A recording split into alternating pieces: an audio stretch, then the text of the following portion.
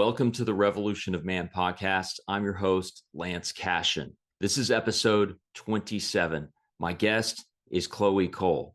Chloe was in town on October 7th for a very special event with TPUSA TCU at Birchman Baptist Church, and this is her talk. If you'd like to find out more about Revolution of Man and myself, go to Revolution of Man at Substack. That's my blog. You can find all my content there. You can subscribe.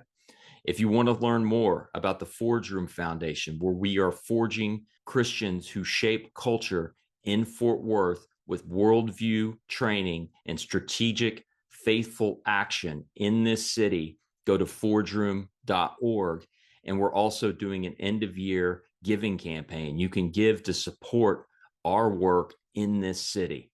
Enjoy episode 27 with my friend Chloe Cole. God bless and see you.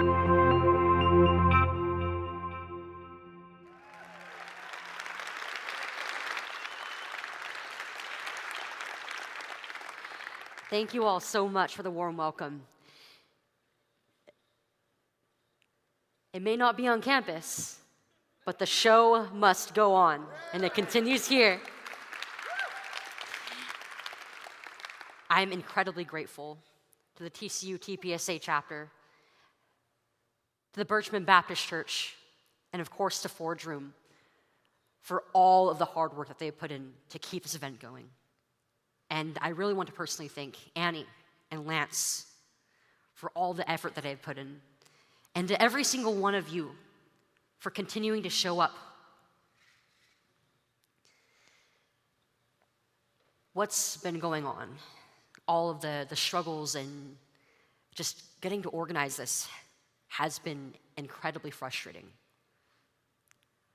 But those of us who are believers, we all know that even in our most frustrating moments, God uses it all for good. And there are so many more positives that have come out of this.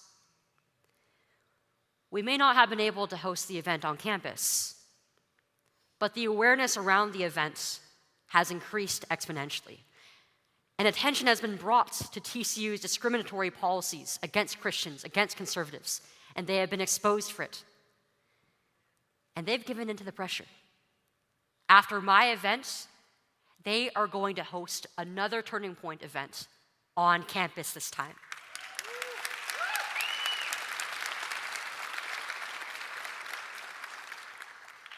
Tonight, I want to tell all of you why organizations like TCU are so driven on an ideological level to silence any and all opposing views about their role in the battle between good and evil, and the tactics that they use to achieve their ideological goals by any means necessary, and why our forgiveness, why us telling the truth and speaking to the truth of Christ are the only ways that we will win this war that is ultimately spiritual in nature.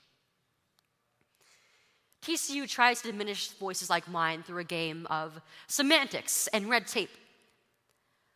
But it's not 2019 anymore. It's 2025. We conservatives across America, we know just how this game is played. It doesn't work anymore. We put a pin right in the middle of this DEI apparatus that has infected the university system. We said, you cannot hide behind your asinine policies. You cannot hand wave and dismiss your student groups through bureaucracy anymore. We see through you now. And what happened as soon as we shone light on them? As soon as the media got involved, they scattered like cockroaches. They brought out the boilerplate PR and the excuses and the straight up lies. You know why? Because they are cowards. They hate the light. And the left thrives in the dark, in the gray area.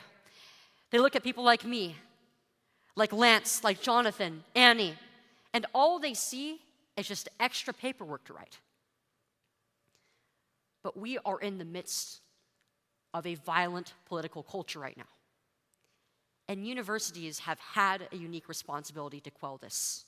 to keep the conversation going, to uphold American values, and especially a historically Christian institution like TCU has a responsibility to protect believers as a Christian university.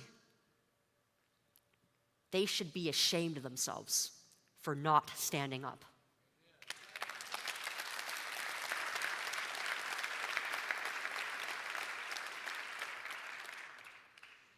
It was this culture, this exact culture, that led to me getting caught up in the crosshairs of transgender ideology, the industry behind it, and losing my breasts at the tender age of 15. I was victimized by the same system that allowed these administrators to walk all over Annie and Lance. They walked all over my mom and dad. And before that, they walked over the prospective medical students that might have had the moral compass that would have asserted to my 12-year-old self that a little girl could never become a boy. For those of you who may not be as familiar with my story, I am a detransitioner. I am a woman who has once gone through the process of a medical gender transition at a very young age. I was 12 when I was led into the lie that the way that God made me was actually a mistake, that I never was meant to be a woman, but a young man, that I could find happiness, that I could find what it truly means to have a purpose and an identity, but only if I went through a series of medical experimentation that would affect me for life. I didn't know any better, and I could not advocate better for myself because I was a child. And frankly, what I was going through was not that out of the ordinary. Yes, I was confused about who I was. I was worried about the responsibilities that would come into my life, that would come with having a maturing female body, and the roles that would be expected of me as a girl heading into young womanhood. I wasn't comfortable with the changes that were happening in my body, and especially the attention that came with it. I wanted to run. I wanted to hide. And as a girl who was a little bit more tomboyish, I thought that I never would be equipped for any of it. I always, especially the older I got, connected a lot more to the men and the boys in my life. My older brothers, my male peers, they felt more like me than a lot of the girls in my life ever did. This is something that, at first, I took great pride in. Being a tomboy was something that set me apart. It meant that I was strong. It meant that I was creative. It meant that I was willing to act outside of the box. But eventually, something that I thought was a source of my strength and my pride became something that I was deeply ashamed of. I would compare myself to other girls. I would compare myself to the images that I would see on social media, on TV. I would look at my own body and think, there is no way that I'm ever going to be enough as a woman. How could God ever put me in this situation? How could I ever be happy in this body? I discovered the transgender community through online spaces that initially seemed quite innocent. They were based around the typical hobbies that any pre-adolescent girl might have. Things like popular musicians, video games, TV shows that I watched. there was more than discussion about the things that we enjoyed. This is a deeply interconnected community of teenagers and young adults, many of whom identified with this community that I had never really heard of before. The transgender community. It was primarily young girls who were not too dissimilar from me. Many of them, too, thought they were tomboys. Many of them played sports growing up. Many of them were rough and tumble. And they all knew what it was like to not be happy with yourself, to want to run away with the changes that are rapidly happening against your will as you grow up. They seemed so happy amongst each other. They'd built up a community, friendships with one another. And through this framework of transgenderism, from the outside, it looked like they were transforming their lives completely. This was something that I yearned for myself. Eventually, the curiosity became questioning, and questioning became a naive, childlike decision. At 12, I was fully sold into the lie that I was a transgender young boy. And I chose a new name for myself. I named myself Leo. And I told my friends and family about what I was going through. I think my mom and dad, given what little resources and what information they had at the time, were actually very responsible in the way that they reacted. I have a lot of credit to give to them. Because yes, they could see that I was in the midst of confusion, that, like my older siblings when they went through puberty, I didn't feel happy with myself. And they wanted to allow me to express myself in ways that wouldn't hurt me, in ways that every child does, through the way that they dress, through the way that they present themselves to the world. But they did not give in to the lie that I was their son. And they never would have said yes to any of this were it not for the lies of the doctors who took complete advantage of every single one of us, of me, of my mom, my dad, and our family. They leveraged the lie of suicide. They used the single greatest fear that any parent could have, any mother, any father could have regarding their children. They told my mom and dad, if you don't say yes, if you don't give her as early intervention as possible, she is going to suffer and then take her own life. This lie, they didn't say it just once. They repeated it at every step of the way. When I was in counseling, at which point in time they were separating me, my mom and dad from one another. And then before I went on hormones. And finally, they hammered it in the most when my mom and dad compelled them not to operate on me.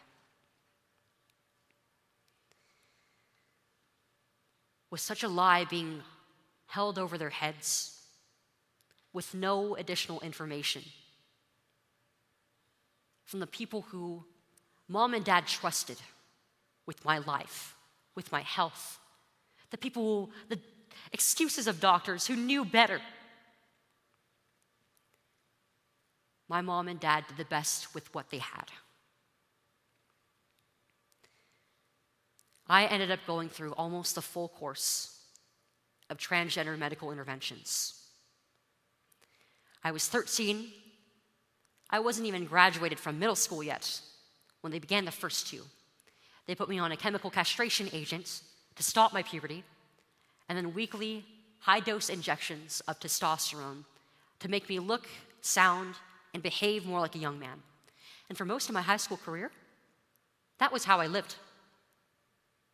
Most of my friends, most of my classmates and my teachers, they didn't have any idea who I truly was.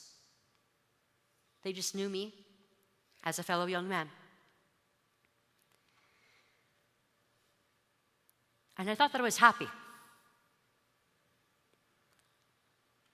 But eventually, the glass began to crack.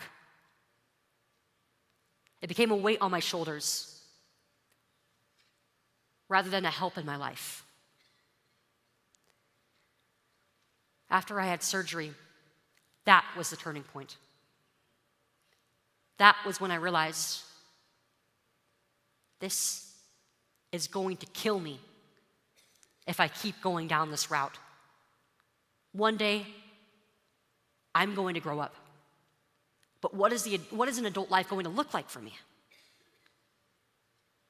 Sure, I can think all day about what college I want to go to after I graduate high school, where I want to live, but what is it that I want to do in my life? And the more I thought about it, and the more that I learned in my classes about the world, the more it hit me that I was called for something greater. I was called not to chase myself, but to build a family one day, to live in the divinely feminine role of a wife and a mother. And this realization brought me great grief. As I began to look down at the scars where my breasts used to be, I knew that I could no longer breastfeed my children in the future, if I could have any. I didn't know then if I would be able to be fertile and have children naturally, because I was so young when they put me on these treatments, and I already was suffering the complications and the sickness from them. But it also brought me great happiness, because it taught me that I didn't have to be beholden to being a medical experiment to be happy for the rest of my life. I didn't know what detransitioning was. I didn't know that it was a possibility, that it could be a consequence of transitioning, or that there was even a word for it until it happened to me. But I knew that there was going to be great hope moving forward, even after rejecting what served as the foundation of my life, what essentially was almost a religion for me during a very critical period of my life. At the age of 16, I faced the world again, and I declared that I no longer was going to live by these lies that I had been sold.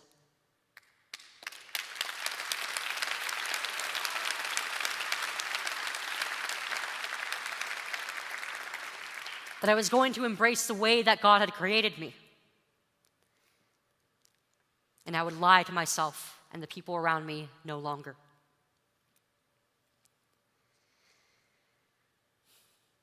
This all was a consequence of left-wing indoctrination, beginning when I was very young. It started with my introduction to the trans community. It started with peer influence, and they continued to facilitate me going down this radical path by encouraging me to do so, by celebrating every step of the way and celebrating even more, the more damaging it was to my body, to my mind, and to my soul.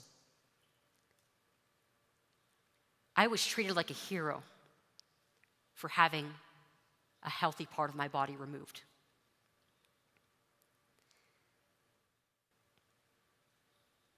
They reveled in my destruction. But at the same time, they deeply hated me.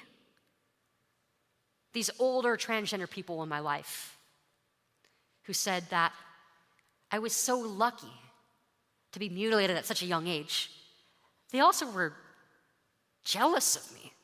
They mistreated me for the same things that they encouraged, that they celebrated. And in a lot of ways, It was not quite unlike an abusive relationship. I also could see things that they didn't want me to.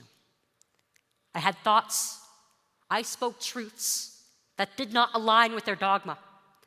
I understood even then that there was a concerted effort to silence opposing conservative voices. But when I brought it into question, I was silenced and shamed into ignorance. But perhaps my worst crime to them was that I wasn't willing to kill.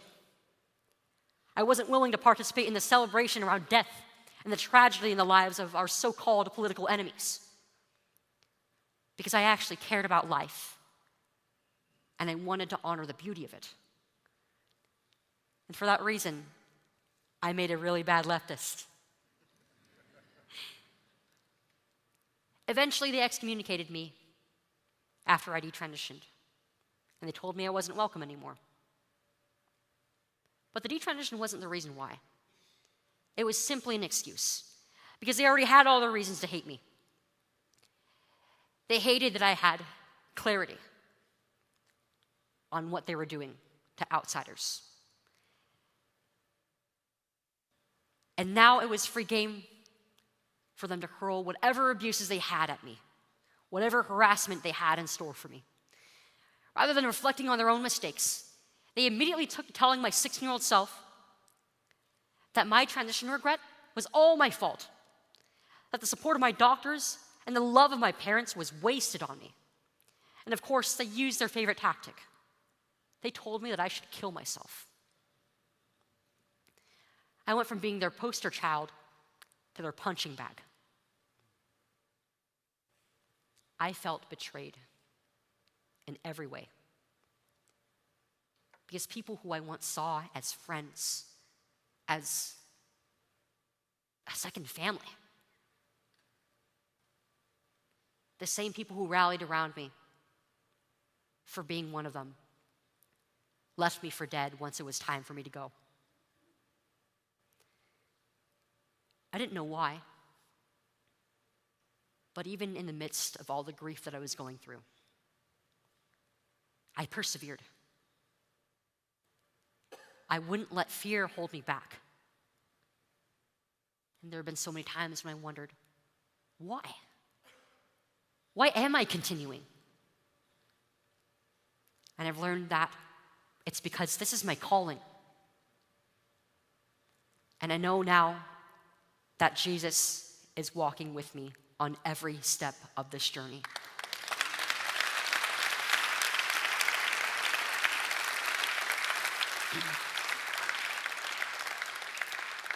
And that Jesus is always going to be greater than all the hatred, than all the grief, and all of the loss in this world combined. But I didn't always believe this. I didn't always know that there was a God up above, that I had a purpose, that everybody and everything in our lives has a purpose bestowed upon us by none other than God. For almost all of my life, I was a science-first agnostic. And even as somebody who still is very deeply interested and in love with the fields of science, I know that it cannot answer to everything, because it's not an infallible school of thought. It's simply our flawed way of, as human beings, observing God's creation and the ways that we can use it to our means. It doesn't give us purpose. It doesn't explain for sure why we are here. And that was what I had been looking for all along. Transgenderism filled the void of the Christ-shaped hole in my heart. I essentially became my own God. Through taking these drugs, through living this lifestyle, I could change the way that my body looked, the way that my voice sounded, the way that it functioned, the way that other people looked at me, and even the way that people spoke of me. But eventually, it became clear that it all was a lie, that this wasn't going to save me. Nothing in this world would. And when I detransitioned, during that first year or so, I was living through that same emptiness again, wondering, why am I here? What is my purpose in living on this earth? Why do I wake up every day? Why am I called to do the things that I do? It wasn't until I began to speak out at the age of 17 that I began to learn the answer to every single one of those questions. There were many men and women in my life deeply devoted to their faith. Many parents, many other detransitioners, many legislators and lawmakers, incredible people from all over the world coming to me to show a love and compassion that I had never seen before. A love that I didn't even know was possible for somebody who they had every reason to judge. I was very deeply broken by the experiences I had been through. But they showed me that there was a path forward, that I could become better. They weren't the ones who saved me. It was Jesus himself who did.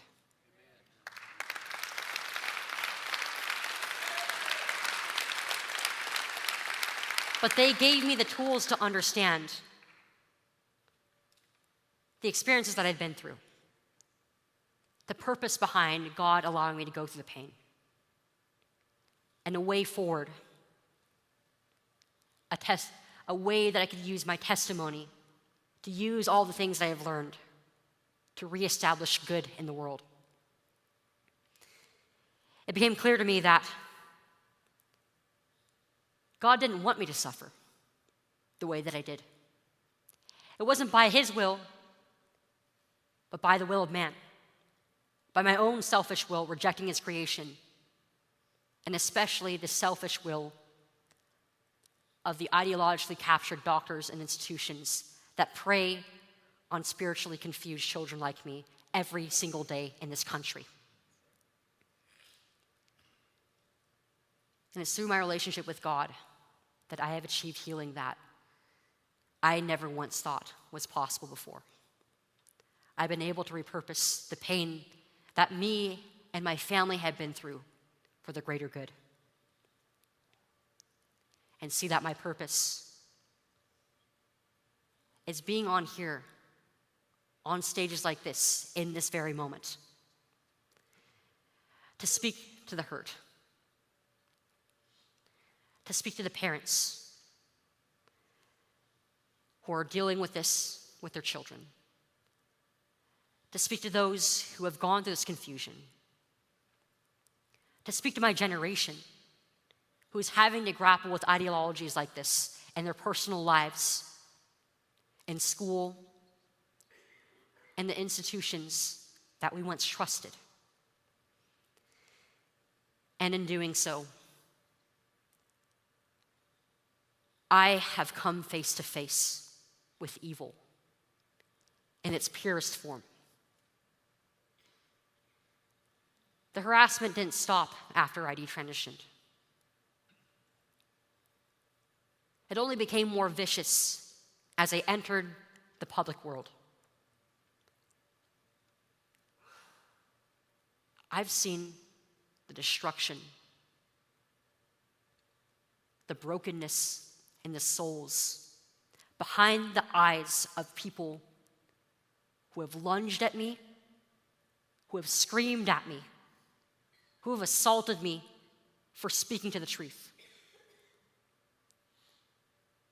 And sure, I could make the choice to stay quiet, to avoid all of this, to cower, to stay home. But that is not what I am called to do. And I am empowered to do this only by the grace of God.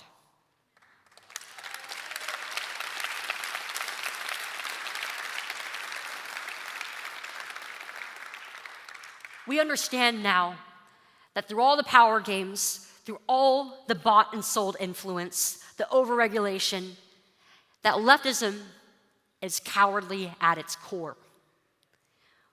Once we bring their wrongdoings into the light, the only thing that the radical left can do anymore is panic. And this is a particularly panic-inducing moment for them because they know that we are winning.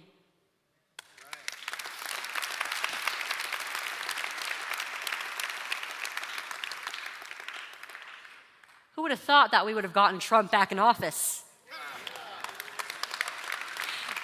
It wasn't the outcome that I was expecting, but there couldn't have been a better outcome, that's for sure. Because of his presidency, because of the involvement of not only the people in power, but everyday people like us, we've gotten to a point in the culture and in our country where we can no longer ignore the evil that is happening around us. 26 states, including the wonderful state of Texas, have chosen to protect their children from radical transgender treatments.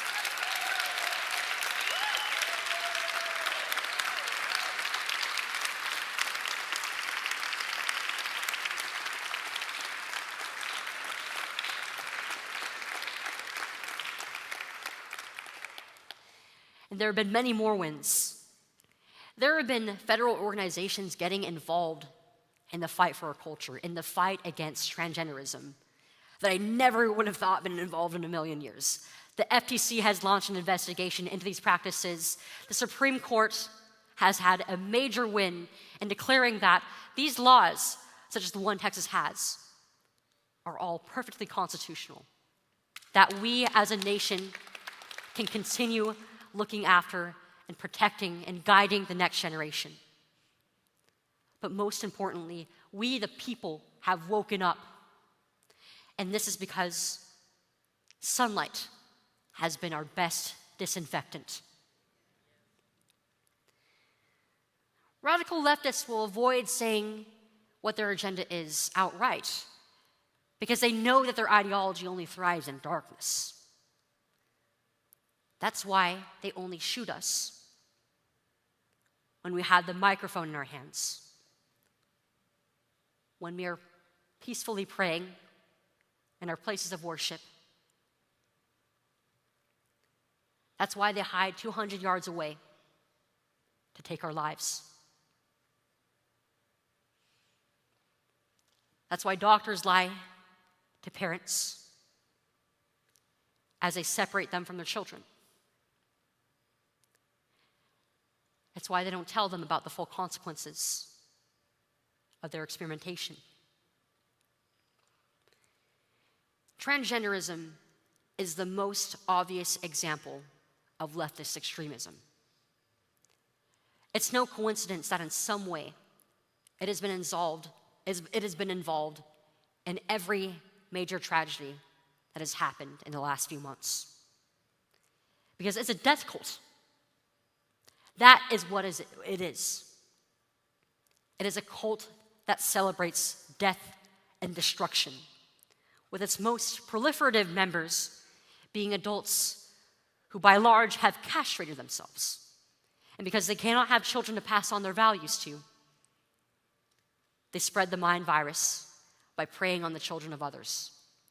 They speak to them behind the backs of their parents, behind the backs of the adults and the families who know them best. They lie to them, they encourage them to separate themselves and dissociate from their mom and dad who love them. And they create holes in our institutions, in our government, to make it so that they can suck their children away. This is a part of mainstream leftism. This is not a fringe ideology. Mainstream leftism celebrates the destruction of life, and not just the mutilation and sterilization of young people, but killing the unborn, by encouraging violence against those who do not align with their agenda. Their reckless messaging, encouraging violence against normal, everyday people, comparing believers and conservatives to fascists and Nazis, painting us in the same light as Hitler himself. It's no accident. It's a coordinated offense towards us. For years, people like us have been persecuted in many different ways. But it's very recently that the ideological warfare has really begun to visibly spill out into the material realm.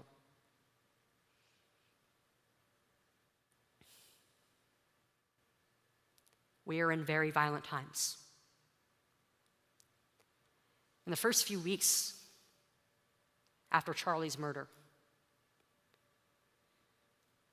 there was an uneasy silence in the midst of all the rage and all the grief. I think we all felt this unanimous understanding that things were never going to be the same. We didn't quite understand what it meant yet, but we all have radically been changed forever. And with that came a deep uncertainty of what direction our movement, what direction our country is going to move into. But on the day of his memorial, we got our answer, delivered to us by none other than Charlie's widow. Erica showed us the ultimate act of faith. She chose to forgive the young man who shot and killed someone who was not just an icon of peace and courage for us all, but her husband, the man who she loved most, who she built a home, a family, a legacy, an entire life with.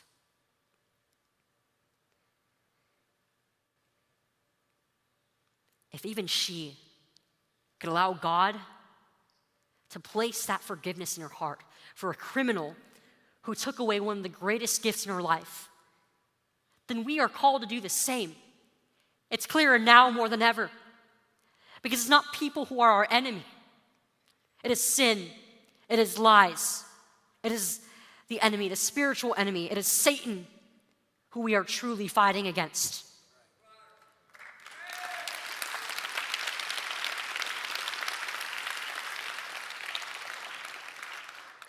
Just as Charlie set an example for all of us to follow in our conversations, Erica gave us an example to follow, to have grace in our hearts and our souls in the battle moving forward.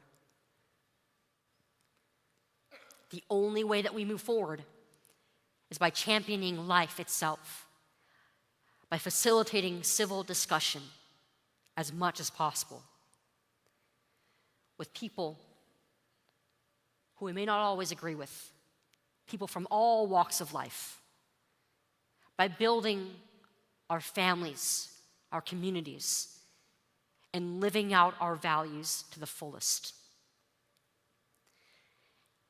And I think Charlie really put it best. He's had so many pieces of wisdom that I think we're all going to follow for a very long time. But I think one of my favorite quotes from him is his encouragement for all of us to get married, to have children, to build a legacy, to pass down our values, to pursue the eternal, and to seek true joy. That was how he lived every single day of his life. And he spoke openly about it. Not to cause controversy, not for the sake of hatred, but because he wanted every single one of us to have the gifts that he had in his 31 years of life. We are the antidote to the evil that has infected our world. We are going to achieve victory because we have to. This is the ultimate battle between good and evil. This is what it comes down to. Because children will be hurt. Fathers will be taken from us. Mothers are going to be widowed if we do not bridge that gap now. And that is how we are going to win this spiritual war. We are going to win it with forgiveness, with truth, and by following our Savior, Jesus Christ. Amen. And thank you to every single one of you.